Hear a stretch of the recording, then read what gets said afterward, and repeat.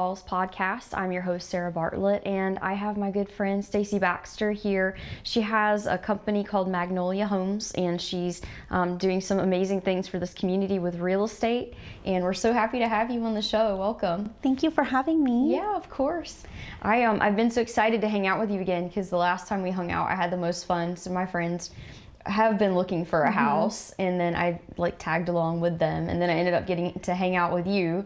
We decided to have a whole story sesh in that vacant house. Oh my gosh, and it was so amazing. Honestly, I just felt I felt like that was one of the most fun moments I've ever had looking for a house, and I wasn't even there for me, right? I was there just supporting friends, but the whole thing was just really blessed. So yeah, so good to talk with you more.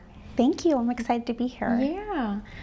So I want to get into your personal testimony in a little bit, because I know you shared a little bit of it with us that day, and it was so powerful, and I'm so excited to talk about that here. But first, I'd like to talk a little bit about what you do for Shasta County as a real estate agent and your company. Okay. Yeah. Well, we are an all-female real estate team. Love that. We don't like guys. It's just that's how it's worked out. Women allowed. And Magnolia Homes is named after my favorite neighborhood in Redding, the Magnolia District. When my husband and I moved back to Redding close to 20 years ago, and we were looking for a house, for our first house, we couldn't afford Sunset Terrace. The garden tract seemed like it was already done, and I like homes with a lot of character. And I don't know, the Magnolia District, no one knew what it was called. They called it downtown. People thought it was like the hood, like it was unsafe. And I was looking at all of this gorgeous architecture. Every home is custom, every home's a different style of architecture, and I kind of have that pioneer spirit and I wanted to see the gentrification start happening there. I wanted to be part of it. There were some neighbors doing some things, but it just definitely had not picked up. Yeah. And so we bought our first house there, renovated it over more than a decade, a couple times maybe.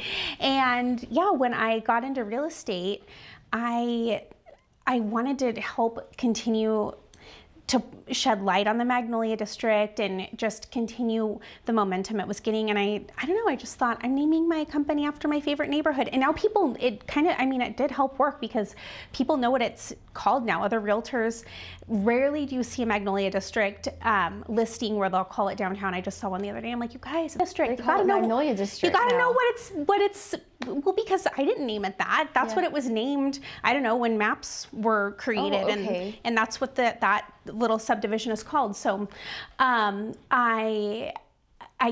I see one that is not labeled correctly, I'm like, why are you still calling it downtown? But it's rare. Because it's a special area. It's a very special area. And people will call me now. They'll say, does anyone have anything coming up in the Magnolia District? Yeah. I love that. Yeah. That's so cool. I'm originally from North Carolina in the South, and I just think about the beautiful magnolia trees. And there are some here. You don't see them as much, but I just love the name because it's sentimental for me. Yeah. And it evokes this Southern charm of feeling okay, your house is your home, and it's your safe haven, and it's somewhere beautiful that you can celebrate. Well, I did, when I was thinking of naming my real estate company Magnolia Homes, I looked, there is so much happening in the South with Magnolia. Oh my gosh. It's everywhere. Everything is Magnolia. It is. There's so many magnolia trees, and it's sort of an iconic thing if you think about the old plantation houses and the big properties in the deep South, which I know saying plantation house can be triggering for some people, so I apologize for that. But it is associated with these sort of giant, every one of these large estates would have a large magnolia tree, and the trees are just gorgeous. Yeah, so, there's lots of magnolia trees in the Magnolia District. There's a fair bit. There's a fair bit in the garden tract. Yeah, you see them around when you're looking. Yeah. So magnolia flowers, they're strong, but they're beautiful. So I don't know, there's a little bit of meaning there too. Absolutely, because that's I think who you are. I love your fierceness and your strength. But you're so sweet and beautiful. Thank you. How many women do you have on your team now? Well, it's like ever evolving depending on what's happening with real estate and our team. So we have an amazing assistant that keeps the wheels on the bus. Her name's Tara. And then right now we just have one other team real estate agent, Liz, and she's been with me for 8 years. Wow. She's one of my dearest friends. Yeah. She's and then we have our transaction coordinator, Paige, and then we have 3 stagers working with us right now. Our main stylist is Joy, and then her friends Amber and Andrea help her too, because you know, it's always a team effort. Oh yeah, for sure. And I feel like a house that you go into when it's been staged, it's like a world of difference. You know, it's like sometimes it's night and day, honestly, the appeal that you feel for it. Yep. When you can walk in and feel like it's home. Yeah, it's, I was a psychology major. Oh, were you? Oh, that's So epic. Where did you go to school?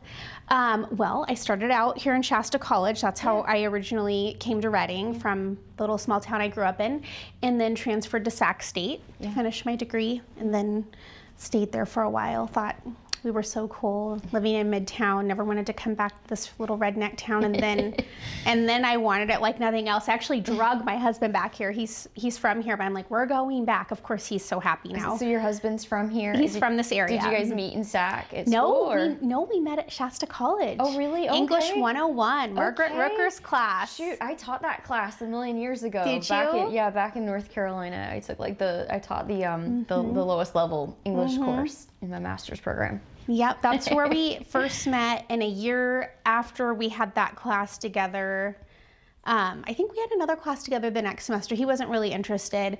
And then a full year later, when we just had a class across the hall from each other, God just kind of brought us together. Look at like the English 101 bringing people together, dude. I knew it. So, I knew it. I knew it had this power. Right? Like all along. The English nerd in me is like so thrilled. Margaret Rooker, I bumped into her the other day. We're celebrating, actually in 3 days, we're celebrating our 25th wedding anniversary. Come on. Congratulations. Thank you. And so, yeah, I actually bumped into Margaret Rooker, I want to say maybe a year and a half ago. I saw her, I was loading up my car with groceries, and I saw her getting out of the car. She's in the passenger seat. She's now, you know, this retired older woman that has, her daughter drives her, and they were going in to get their nails painted. And I looked over and I said, "Are you Margaret Rooker?" And she's probably the only teacher's name that I remember.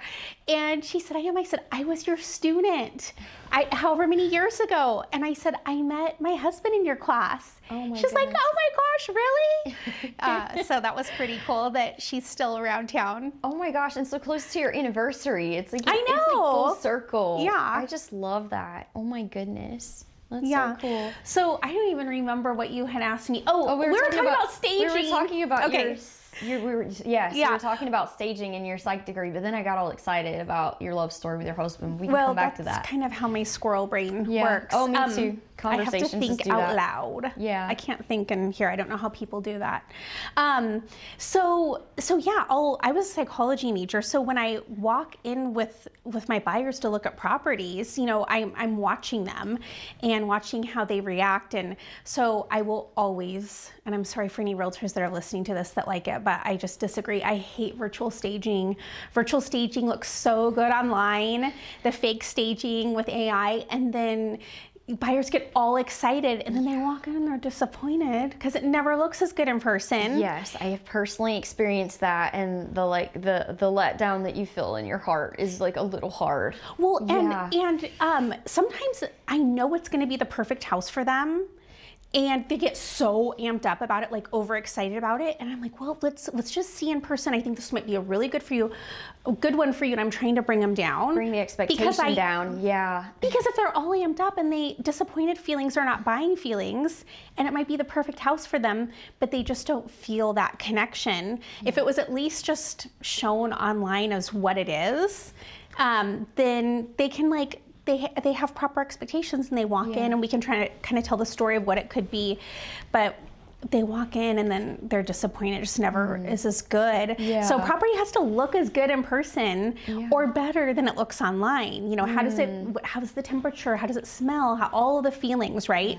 Because these all affect our experience. And buying a house is, and selling a house too, it's some of the biggest transactions that our clients will ever do in their lives. Some people do bigger transactions, but a lot of us, buying or selling a house is going to be the biggest transaction we ever do. And it's also the most emotional. Yes. Oh my gosh. Because other transactions that are big, like cars, or, we can, picking a school to go to, or picking a job, these big life things, we can try to take the emotion out of it and look at, what's going to be a good fit for us. But when it's a house, we can't, either because we're selling it and all the life we did there, or because we're buying it and imagining the life we're going to do there, imagining what it's going to be like to wake up in this bedroom, what the lighting is going to be like in the primary suite. Does it have good morning light? What's it going to be like when I'm cooking dinner and my kids are doing homework and we want to be more connected, or we need more room to spread out. So all of those feelings and helping people see the kind of life they can live there, just, to me, it's priceless. I love that. I love that perspective of it. And I love that you were a psych major, because it allows you to really have like incredible insight into the emotional process. I never thought about the fact that you actually have to be in tune with your emotions and your needs, right, in order to make a decision about the house. I mean, I never thought about it on this level, right? You actually cannot separate yourself from the emotional impact, because the emotional impact is part of the decision, right? Yeah. It's emotional on two levels. It's emotional because the life you're going to build there, or because the life you did build there that you're leaving if you're the seller. Yeah. And it's emotional because this is such a big transaction financially that's emotional. I mean, nobody can spend hundreds of thousands of dollars unless they're an investor or a sociopath without like having all the feelings, right? I can help all my clients through the transactions, I don't know, however many, 100 times a year or whatever. But if I'm buying or selling one of my own properties, or an investment property even, I'm having all the feelings, and my team's like getting me through it too. So it's good to, to relate to that, because any of us realtors know, especially, anyone who's doing it well, like that's part of our job, is to be a therapist, because the roller coaster is all day long and then real. All night long. It doesn't stop until escrow closes. Oh my gosh. And I will say, I noticed in watching my friends, work with you to buy a house, you were so sweet and attentive to like their emotional needs and like how they were feeling on the whole journey. So I just loved like getting to watch that. Yeah. Thank you. I feel like being a real estate agent is the perfect, it utilizes like every life experience and every different job I've had, and my education and my passions. It really brings them together in a way that I get to serve. And I feel like I am making a meaningful difference in some of the most important times in my clients' lives. Oh, girl, you are. I've just literally just witnessed it, with the journey that my friends have been on. That they're still on. That they're still on. No, and I'm literally watching like God move through it, and I'm watching how you're there, stewarding it beautifully. So thank you. Yeah, 100%. I mean it. When I it's something that I'll put on social media a lot. Like I feel so honored to get to be part of their journey. Like I can never say it enough. I feel so blessed to get to be walking alongside my people in the biggest moments of their lives, and then they're stuck with me forever. We're family, and of course, you can't get rid of me after that. Absolutely. No, that's a good thing. I am curious how you got from, and I totally see it, like real estate is sort of like the crescendo of all the things that you love, but how did you make the jump from doing psychology and know that real estate was the next right thing? Well, when we're going to college, I mean, we kind of don't know what we're doing, right? We're trying to figure out life. I had an idea of what it might turn into. Yeah. I'm a wild animal lover. We have a whole zoo of adopted animals at our house, and that's something I get to, use my real estate kind of platform for, is promoting animal adoptions for the neediest at Haven. What kind of animals do you guys have? Oh, we have most of our animals are either like, throwaway animals, or like people are moving out of town, or they're from the shelter. But we have 2 dogs and 4 cats now, and 2 chickens, which we don't eat eggs, so that's ironic. That is ironic. So that is currently what we have, and we live surrounded by lots of wildlife. But I know there's people who have more, but I feel like I'm bordering on animal hoarding. No, 6 animals that are like indoor, outdoor animals is a lot. That's a lot of animals to take care of, but I love it because I love animals so much. I'm obsessed with all animals. I thought I was going to be a vet. So when I came to Reading to go to Shasta College, I was doing the vet tech program and getting ready. I thought I was going to go to UC Davis and get my veterinary degree. Turns out I actually don't love science and math. Yeah, I know you're preaching to the choir there. I like math theory and science from a distance, but if I actually have to do the equations and all this stuff, I have a great appreciation for them, but I'm a word person. I feel you. Yeah, I'm a creative, and being an animal lover does not equal I want to, be heavy on the science and saving them. Yeah, I feel you. So then I thought maybe I would get an art degree because I love art. Me too. I'm a creative, I'm passionate about it. And then, but honestly, it was at Shasta College because I had one of my beginning psychology classes. Oh my gosh, I wish I could remember her name. Lynn something was my teacher. And I just kind of found out that I loved psychology. I didn't even know, I think kids know so much more now with social media about, our feelings and different disorders and whatever, but it didn't occur to me that all of this stuff that's happening inside, that there's, science behind it and behavioral therapies, and I just, it blew my mind, and I was so fascinated about it. I had childhood trauma at home, and so I was kind of like, some of us, like the kind of the dirty little secret of psychology majors is that most of us are just kind of crazy trying to figure ourselves out, and that's why we like psychology. I think that's why I liked the Psych 101 class I took for my undergrad, because I was like, oh my gosh, I feel like it's helping me figure things out. Right? And I love therapy. I see a therapist here in town that's like amazing. So Same. I just feel like having those tools, right, is so cool. Yeah. So yes, I did learn during that being interested in psychology and getting your degree in psychology does not equal someone who would be a good therapist. We have chosen a hard way to grow our family. We've done adoption, and so I'm in therapy, and we've all been in therapy. Yeah. And so I feel like there's very few therapists in town that we haven't seen. So I can tell you who's really good, who's really bad. So just having an MFT or whatever it's called now does not make someone a good therapist. But so I guess had good ones and bad ones in right? the past. And the good ones, the one I have now, I love her. They are like worth their weight in gold. Right. Because it's like you realize it's not always. I had one in North Carolina that I loved. And shout out to her. And but you do realize there's like they're not all created equal. And then it's like if they have faith or not, it makes a huge difference for me personally. Yeah, I can't be with someone who doesn't match my faith because it's too much. It's who I am. Too big of a gap. To bridge for me. Yeah. So my therapist, I haven't in a while. I did talk to her about maybe starting up some sessions again to work through something different. But she's a believer and she's incredible. And so there's so many amazing therapists, and just to like work through different seasons and getting freedom from some things that hold us back. I will always be someone that is perpetually passionate about self-growth and not getting stuck. I feel like people that aren't into growth and aren't, they just stay stuck. And I feel like I watch it in people. I watched it in my own family members, this toxicity build up, and I see it affect their health, and you gotta grow. Oh yeah. Absolutely. I feel the same way. Like I'm always trying to figure out like something I can do to press in more, and I feel like I'll never be done till the day I die. Trying to be more Christ-like. We never get it, right? We only get closer.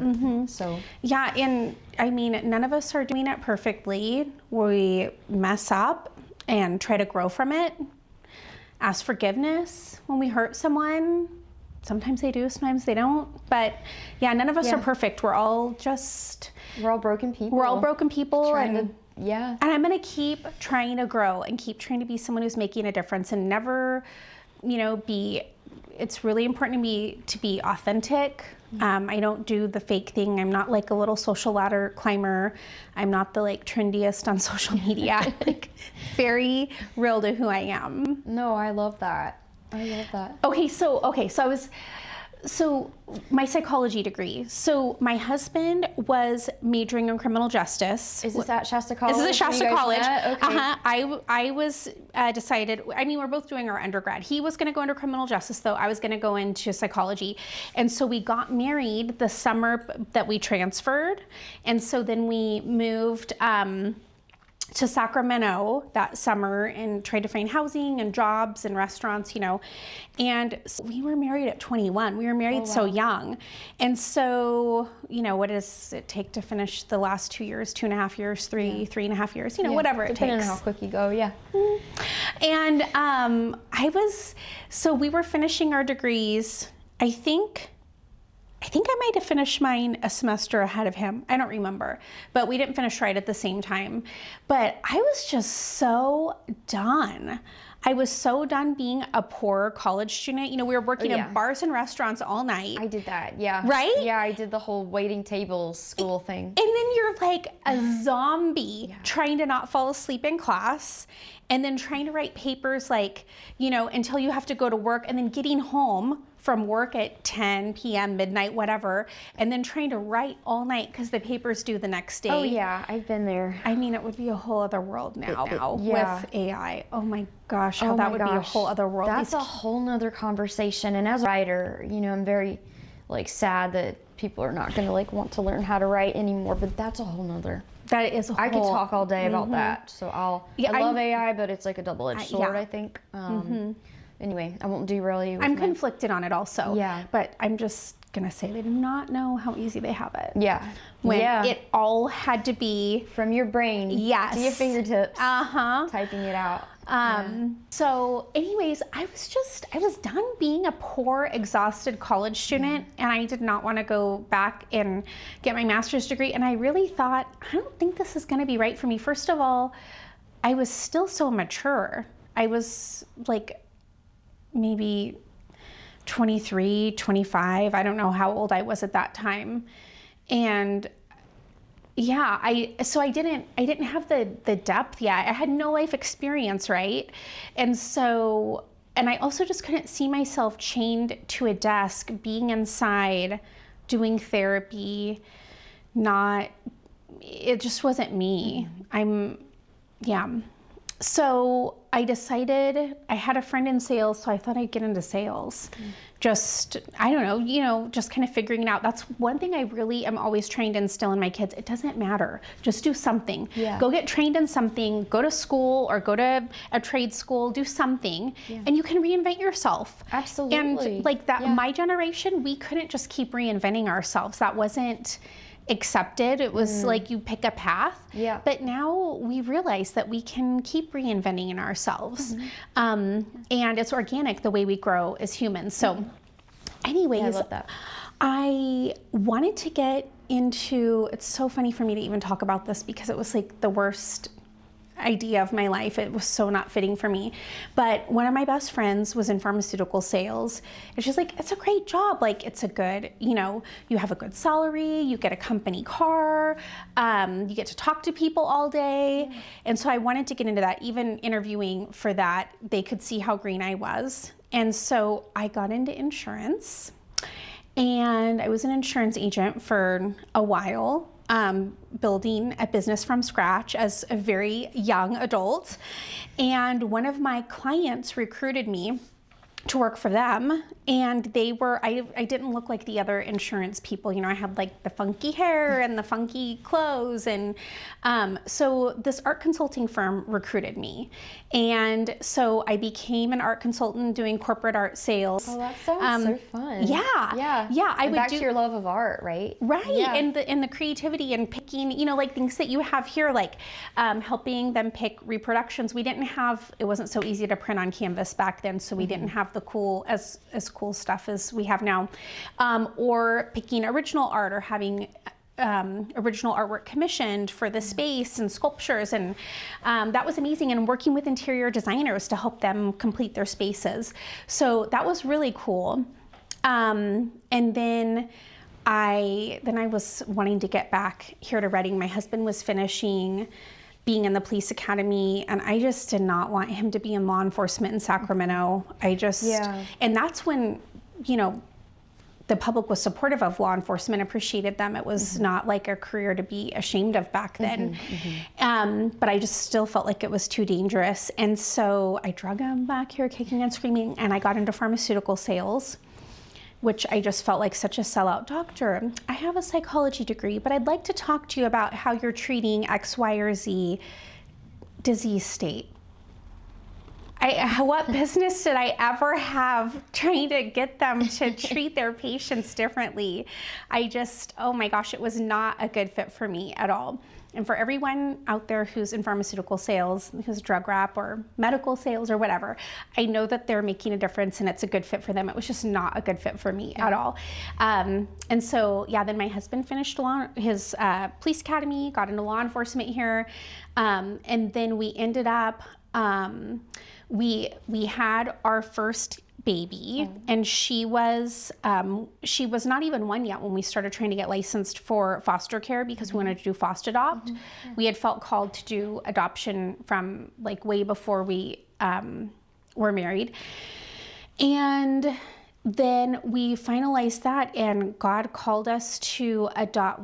We thought we were going to adopt a different way, like a baby, but God called us to adopt our daughter, our oldest daughter, who was who was older and had had all this trauma. And the first weekend she was home, I was like, I cannot work if we're going to keep our little one growing, and we're going to help our big one get stable, and if we're going to keep this marriage together. So without like planning, and I was the breadwinner, I quit. And also like I hated my job. So that was pharmaceutical sales. That was pharmaceutical sales. Gotcha. And so probably good for everybody that it was a good transition to something else. Well, yeah, but it would have been great if we had planned for it and like had a savings. Oh yeah. It's funny how God's timing isn't always like in alignment with our bank accounts. I'm like, well, so I stayed home for 3 years, and I didn't know, like, you know, and I was at school every day trying to help her, and then I was trying to pour into my little one because she was having some secondary trauma, and my husband was going to work every day. And so after 3 years, we were like out of money, and we're like, what are we gonna do? Like, how are we even gonna stuff the stockings this year for Christmas? And so I decided to start cleaning houses to help people get ready for the holidays, just to like be able to stuff stockings and put gas in the car and all the things. I've cleaned Airbnbs before. Did you? Yeah, I did that for a little while. Yeah. Well, my husband's like, really? You don't even like cleaning our house? Like, I really am like, but it's so different when you're working for someone else, right? Yeah, in a different space, right? Yeah, you have no emotional You're ties. Not putting all your own stuff up. Exactly. And it is different for sure. Yeah, which is why someone like having a housekeeper is the biggest blessing, because they have no emotional ties to it. They can just come in and get stuff done. Exactly. Where for us, it's overwhelming to deal with our stuff. I feel that so much. Yeah, I do. I get overwhelmed by like, where should I put this? Where should I move this? Should I organize this stuff better so that then I can clean? And then I'm all up in my head. And right. Then it's like all the rabbit trails. Yeah, exactly. And it's like I could have just already had this done.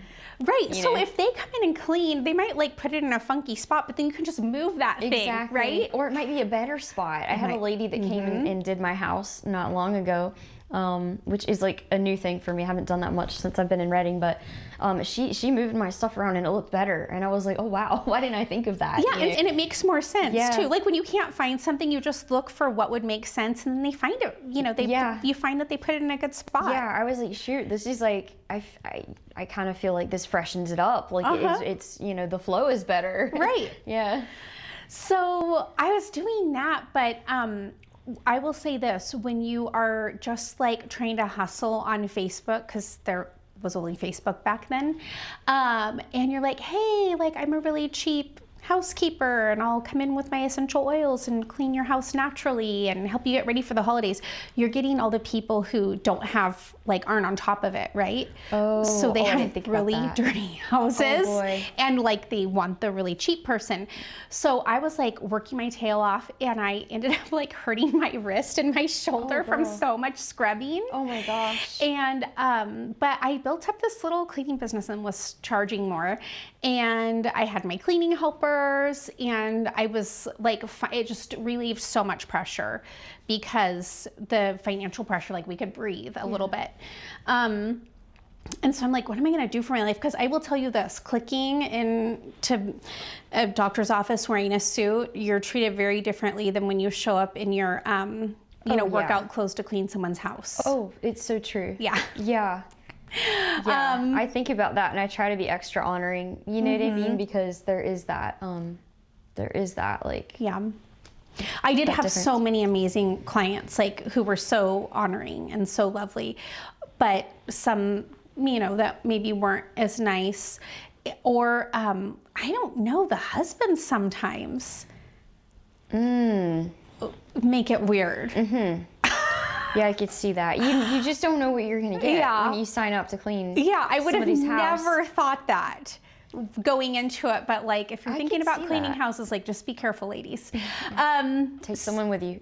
Yeah. Right? So anyways, I had this great little business build up, but I was like, I looked into even like trying to get a business license and insure it. It's so really hard. It's really hard to actually be able to have workers' comp insurance and I would imagine, especially in California. Yeah. It's things like that are harder here. Right, Yeah. because you can't, it's not like you can charge, you know, what roofers charge, but your insurance is kind of the same. So anyways, I'm like, what am I going to do with my life? And I had, I don't know, like probably between 4 and 6 cleaning helpers at any given time that were helping me clean houses, and we had a schedule and who was helping me on what day. And one of them, I was helping her get out of domestic violence and encouraging her to get into one safe place. And she was helping me clean, and she's like, girl, it's wild. And she had an accent like you. She's from Texas. Oh. And she would say, when I came into this marriage, like, I owned a house and a rental, and I had my cute car, and then I had a pickup that pulled with the horse trailer, and I had 2 horses, and now she's like, I can't even go grocery shopping. Like, I don't have 2 nickels to rub together. I have no like control in my life. I have no, I don't get to choose, like, I can't even fill up my own car with gas. Like, I don't have any, I'm so isolated and don't have any resources. And she was telling me her story. I'm like, that is so horrible. I'm like, but also, what were you doing for all this money as a single woman? She's like, oh, I was a realtor. And during, like, before the, you know, during 06. Yeah. So she was doing very well. Yeah. And she said, you should do it. You'd be great at it. And I was like, I don't know if I would be good at that. And she's like, well, I think you would. And you're complaining about your shoulder and your wrist injuries. So you should think about it. And I thought, okay. And I just prayed about it, and I was like, I'm going to do it. Yeah. I think I actually would be great at this. So yeah, I just started studying for my license, and that is how I knew I had to do something for myself, right? Because my kids needed me so much. Yeah. I knew I'd get fired if I was working for someone else, because sometimes I do have emergencies and have to change my schedule around with. Yeah, one of the parents has to be able to do that, right? Like, totally. Yeah. And my husband, you know, you can't, like, cops don't get to just leave work. No. Especially the men. yeah. So it did fall on me, and also having the trauma that we were having in our house from having a kiddo with severe trauma, like, things would just change on a dime. You have to be flexible. And so I knew I had to work for myself. So I just started, that is how I became a realtor. But like, I'm telling you, cleaning houses, I can help my clients, tell them exactly what they need to do to get their houses ready to be listed. Doing art consulting and working with interior designers, like creating space is such a passion of mine. I totally see what it can be, and some people can't, right? So I love helping them see what it can be. Yeah. And so, the house that we sat in for hours Oh my gosh. was staged. What a beautiful home. Right? Oh. And like when it's staged beautifully, it wasn't my staging, but it was still beautiful. It was beautiful. And you can it invites you to want to do life there and be, I truly believe that's why your friends were more excited about that house. I think so, yeah. Because of the fabulous staging, because when we broke it down, it was really not a good fit for them. Yeah, definitely. Yeah, there was something like very elegant, and you could picture yourself in that space, Yeah, I love that. It really has been every single thing that you have been equipped in every area, school, the art, what was the position? Art consulting. Art consulting, yeah. Even art consulting, my pharma days. Even my pharma days, it taught me how to network. Yeah. And so many people from the doctor's offices that I used to serve, even though I hated my career and was miserable, and my cleaning clients have trusted me to help them buy or sell or referred me. I'm like, wow, That's you called amazing. your ex-cleaner to sell your $1 million house. That's Thank so you for beautiful. trusting me. I love that. I love it. It's like I can see how God wove that story together and put all the pieces just in this beautiful like mosaic. He does that for all of us, right? Yeah, he does. And it feels so good when you're walking and you're calling, and then that nothing was wasted, even though that 5 years in pharma sales was just torture for me. But God it wasn't used wasted. It. Yeah. And also I love how much female empowerment is just like such a big theme in your story. I love that so much.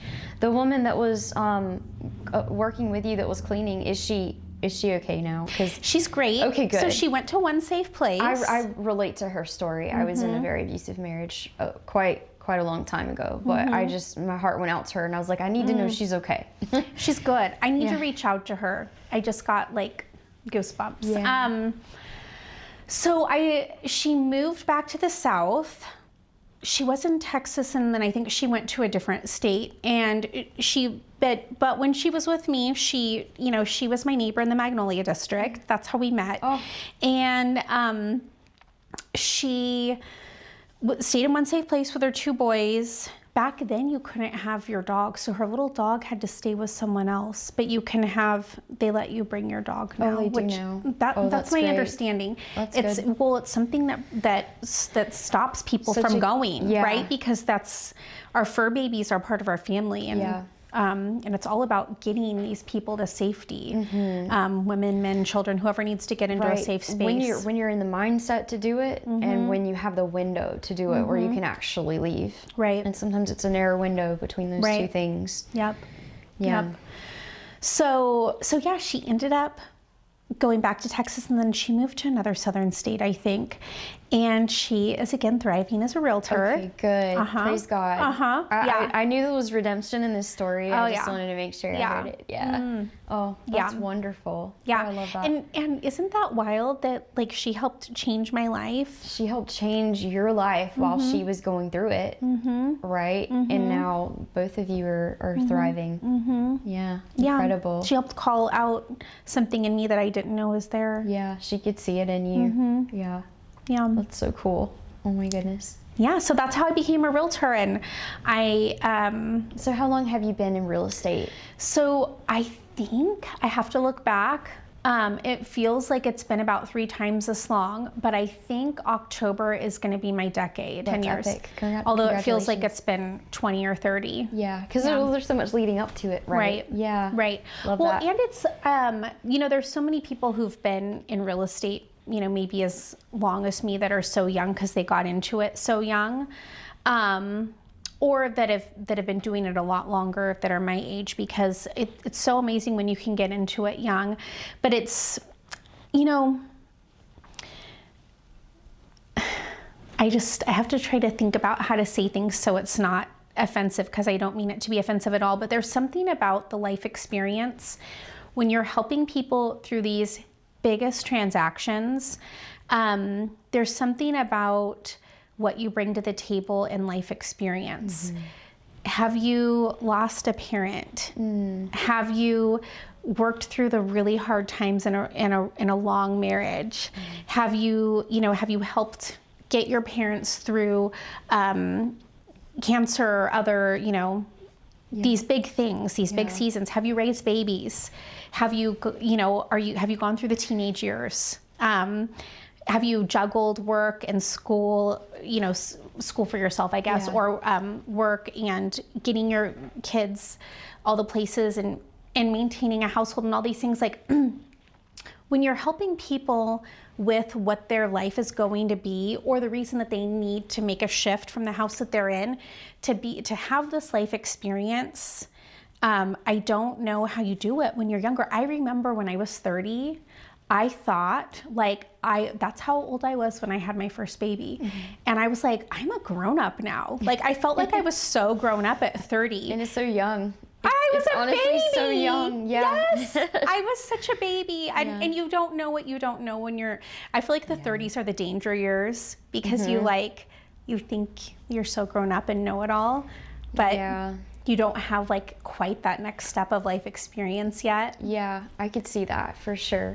But I love what you're saying, because what I see in the way that you practice real estate is you really do put your whole heart into what you're doing for your clients, which is so beautiful.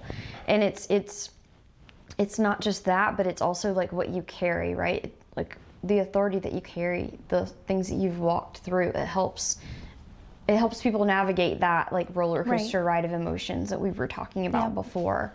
And you can help navigate that with them and help them in a moment which is it could be conceivably one of the most difficult decisions they ever make, right? Yeah. I love that. Yeah, I obviously I just closed a pretty big one the other day, and it was the lifetime dream home for this family. They've been in this tiny little house for 10 years, saving and dreaming and what doors would God open for them, and they just got into this absolute dream home. And it was a wonderful transaction, wonderful people.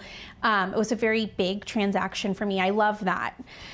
But I also what really gets me going are some of these really small transactions, helping these little 21-year-olds become homeowners. Yeah. What? For the first time. They're out there doing it. Right. And so now they're going to how far ahead are they going to be in life buying a house in their early 20s? Helping single women do it, single moms. Or I got 2 women into homes in the last 6 months that were in their 60s buying their very first homes. Wow. All on their own. Oh, that's so beautiful. And one guy, he a single guy becoming he's in recovery, and he's getting to live out this amazing life now, buying his first house in his 60s and helping them get that stability. Whether, it's a single mom or someone who's approaching retirement years, being able to have that stability of no one can kick me out of this rental because they want to sell it or whatever. And this is my payment, my steady payment forever. It's not going to keep going up and pricing me out of my retirement and my affordability, which is what happens when you are a renter in your aging years. So anyways, some of those transactions are oh my gosh, the most fulfilling. I mean, I love all of my clients. Every transaction I get to be part of is just truly an honor. I feel I get to make a difference. And if I was having someone help me through the biggest transaction of my life, I would want them to do all the things, right? Yeah. So I work for them the way I would want someone to work for me. Yeah. Before I, have showings at my house, I'm making sure the toilet seats are down. Are all the lights on? Is it all nice and bright and cheery in here? Is it comfortable? When I see people's listing photos and I see their kids' names on the wall, and I'm that realtor doesn't even have kids yet. They don't get it. Like, you just exposed their babies. Like, that's, part of having your house on the market is vulnerable. Oh, it's very vulnerable. There's strangers coming into your house. They know your floor plan. And you might be purchasing at the same time. So it's like doubly emotional if you're trying to sell one and then you're buying another and you're sort of in this in between. Right. But there's bad people out there. You do not want people just knowing your baby's names. Having those on the wall. True. Oh, I see what you're saying. Yeah, like there's just things that people don't get. See, that took me a minute. See, I know that's so helpful to know, though. I would never take pictures with someone's kids' names on the wall. Yes, I love that you're protective of your clients like that. Well, because I'm a mama bear, right? Yeah. And like, being a law enforcement family, I'll see like pictures sometimes of like a walk-in closet. That's something that we post, right? And people's walk-in closets are messy or whatever. They're not perfect. But you cannot be having someone's work uniforms show what department they're just making them so vulnerable. Oh gosh, and then I was thinking, like in my head, I was like, oh yeah, if you have a safe in there or valuables, like there's just certain things that you don't want people to know that you may or may not have in your house. Yeah, because there's so much good in the world, but there is evil. Right. So I just, I hope for the best in everyone, but I also am protective. Yeah, I love that so much. How do you feel that, and we've probably touched on it a little bit peripherally, but how do you feel that your faith influences your role as a real estate agent in the lives of your clients? Well, I think that my faith is inseparable from every aspect of who I am. I pray for all my clients. Yeah, I got to be in on one of them. You did. I loved it. Not everybody, I don't have that opportunity to do that with everyone. Right, it depends on what the client's wishes are, of course, and but also, that was so special. And also what the moment, like, what there's opportunity for. Just, but yeah, so I pray with them, I pray for them. I pray for, when I'm people don't know what I'm doing in their house when I'm doing an open house and no one's there or whatever, when I'm getting it ready. Like, there are times I have been on my knees in front of someone's couch or, praying for them. Like, I'm not the most saintly, godly woman. So I'm not like saying that I'm going around and I'm like the perfect Christian in everyone's homes. No. But I will tell you, there's a lot of times I have done that. And I just, to me, it's just having a heart of service, and that's what I'm called to do, is to serve and love well. And so that's how it helps me, because I think when you have a heart of service, then you have the right posture and you'll do what it takes. And yeah, I love that. Yeah, getting to be in on that prayer was like so meaningful for me. I was like, this is like a blessed time right now. And I'm getting to getting to witness it with my friends and their amazing real estate agent. It was so cool. That was very special. Very special. Look around, people living life in the dark and they're broken. Man, we gotta slow down. If we choose to ignore it, then our hearts get frozen. Everybody has a purpose, and everybody has a story that's worth sharing. We need a little more